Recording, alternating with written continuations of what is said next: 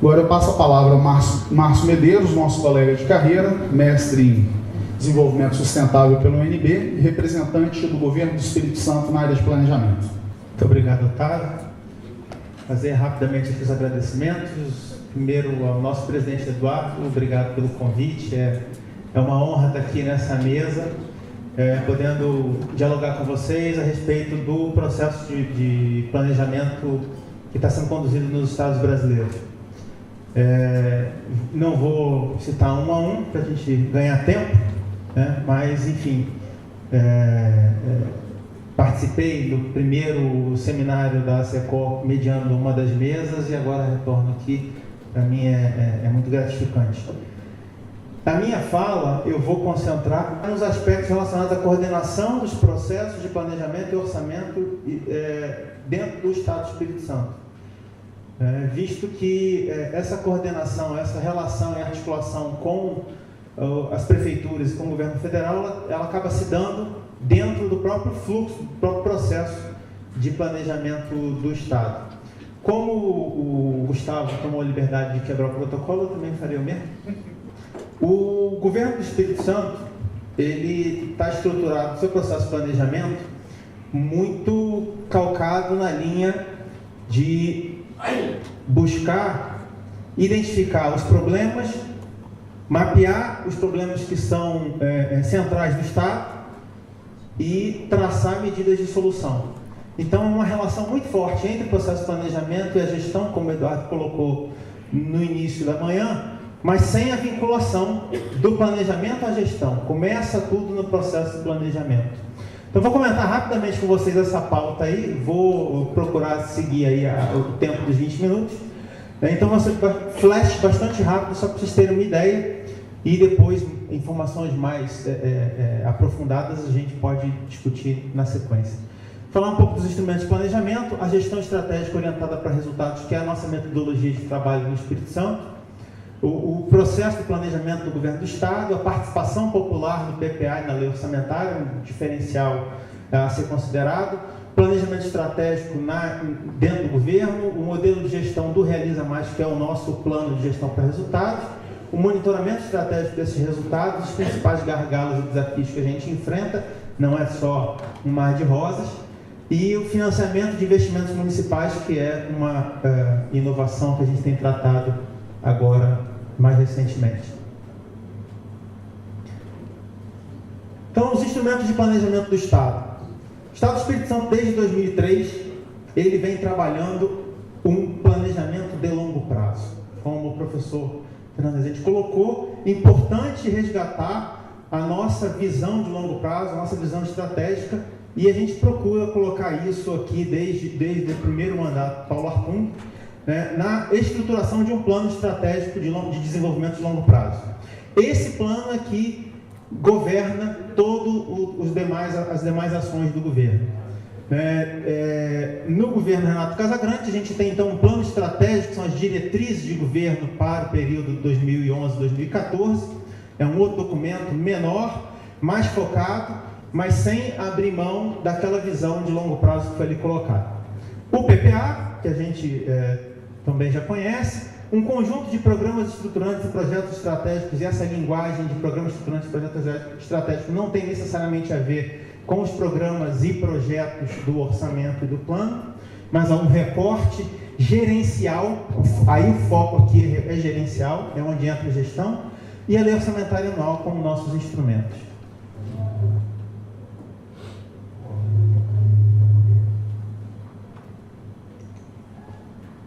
Então, esse plano de longo prazo, ele traz lá 4 estratégias centrais e 7 estratégias complementares nesse longo prazo, com uma carteira de projetos de investimento que precisa ser implantada para fazer a mudança.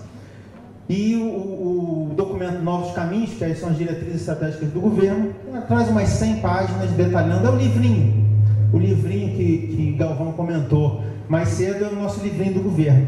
Todas as nossas reuniões têm esse livrinho do lado. Isso tudo vai, então, desaguar no plano plurianual, com 77 programas finalísticos e 36 de apoio, N ações, na lei orçamentária anual.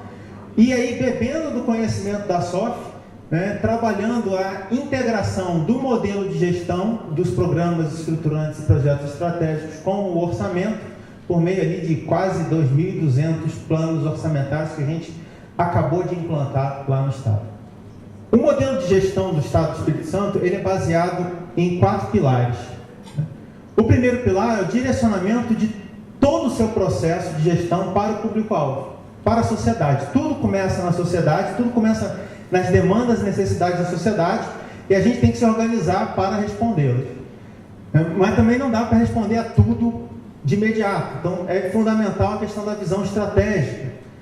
Olhar ao futuro, qual o futuro que a gente pretende construir, e traçar a seletividade e a integração de esforços. Esse processo de integração de esforços, o nosso carro-chefe, o nosso processo maior, é mapear essas demandas de forma regionalizada. O Estado é dividido em quatro mesorregiões e 10 micro-regiões de planejamento, onde toda nossa organização é pautada de forma regionalizada. Com foco nos resultados, então as ações não se perdem no meio do caminho, elas têm uma razão de ser, e a proximidade da ação gerencial, ou seja, não é o órgão central que está preocupado diretamente com a execução. A gente tem reuniões, discussões semanais com as demais secretarias que vão estar, então, conduzindo as diversas ações. O caminho não nasceu pronto. Começou lá no planejamento estratégico em 2003. Já no segundo mandato, Paulo Artung, a gente avança para o gerenciamento de projetos, a criação de um escritório de gerenciamento de projetos. Em 2011, a ideia de comitês estratégicos, de tratar os projetos não mais isoladamente, mas dentro de um comitê que agregue vários projetos na mesma área de atuação. E agora, mais recentemente, a ideia de gestão de portfólio, que é o conjunto dos projetos como um todo e a influência dos projetos de educação e assistência social, por exemplo, na área de segurança.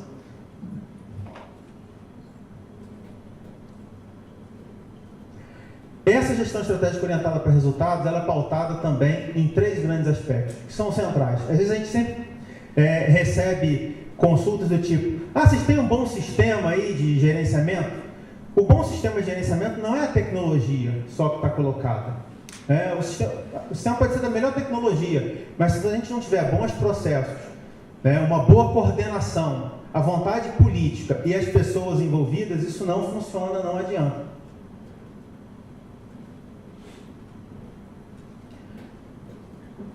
Organização do nosso planejamento lá no Estado. Tem os instrumentos, que está naquela coluna azul do planejamento, o Espírito Santo 2025, que agora está sendo, inclusive, revisitado, e a gente está fechando agora no mês de novembro, Espírito Santo 2030, alongando nossa visão de longo prazo, os novos caminhos e os instrumentos formais, e o gerenciamento das ações mais relacionadas àquilo que é estratégico e das demais ações e o monitoramento disso tudo. O curioso aqui, que talvez tenha um certo rebatimento com a nossa forma de trabalho no Ministério do Planejamento, eu circulei ali com aquele pontilhado, aquela parte mais de cima, que trata do que é o estratégico e prioritário, é uma subsecretaria da Secretaria de Planejamento do Estado, tratando então das prioridades do governo, um pedaço da SPI. A outra parte de baixo, que trata então dos instrumentos formais e toda essa relação com a Constituição e com a Assembleia Legislativa, é a nossa subsecretaria de Orçamento quem trata. Então, assim, o Espírito Santo, ele rompeu o problema de vincular todo o seu processo de planejamento no PPA, na medida em que ele deu ao PPA o papel de instrumento formal e trouxe para a área de planejamento mais estratégico da instituição, os instrumentos, não aquele colocado na Constituição lá no artigo 165, mas um plano de longo prazo. E os instrumentos de gestão. Participação popular no PPA e na lei orçamentária. Nós trabalhamos, esse exemplo é desse ano, com 10 audiências públicas, uma em cada micro-região, com a participação de 6.160 pessoas. Além disso, um orçamento online, um site com penetração nas redes sociais do Facebook e do Twitter, com 2.774 pessoas cadastradas e 366 propostas levantadas, seja nos fóruns presenciais como no fórum virtual. Essas propostas, elas são, então, na sequência, discutidas no nosso planejamento estratégico, onde a gente rediscute as prioridades à luz do que a sociedade está entendendo. Então, não tem um orçamento participativo paralelo. A gente ouve a sociedade e trabalha isso dentro da rediscussão das prioridades do governo, avalia os indicadores de resultado e revisa o mapa da estratégia do governo do Estado. Então, o nosso mapa da estratégia revisado está colocado aí, não vou ler o mapa todo, mas a visão de futuro para 2014 é um Estado próspero, sustentável e seguro. Seguro, a gente ainda está caminhando para isso, né? Um dia a gente chega lá. Com foco prioritário, né, no atendimento aos segmentos mais vulneráveis da sociedade e a promoção do desenvolvimento regionalmente equilibrado, à luz das potencialidades locais e aquelas premissas que estão lá embaixo, né, que são meio que padrão para qualquer governo responsável: responsabilidade ambiental, governança democrática, gestão transparente e responsabilidade fiscal. Caminhando aqui para a nossa parte de gestão e para finalizar, o modelo de gestão que a gente trabalha vai em duas linhas.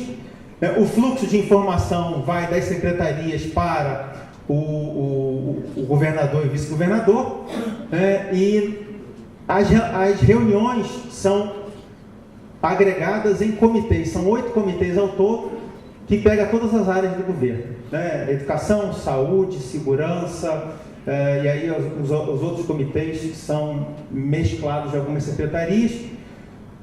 Essas reuniões, elas ocorrem em 6 ciclos no ano, de tal forma que a cada 2 meses um comitê desse se reúne com o governador.